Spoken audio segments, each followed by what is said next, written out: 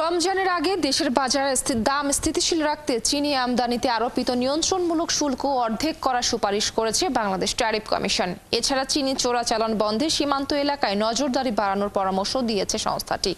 রোববার জাতীয় রাজস্ব বোর্ডের চেয়ারম্যানের কাছে পাঠানো চিঠিতে ট্যারিফ কমিশন বলেছে, রোজায় চিনির চাহিদা বাড়ে, তাই সামগ্রিক সরবরাহ ব্যবস্থায় স্থিতিশীল রাখতে চিনি পরিশোধনকারী প্রতিষ্ঠানগুলোকে এখনই চিনি আমদানির ঋণপত্র বা এলসি খুলতে হবে।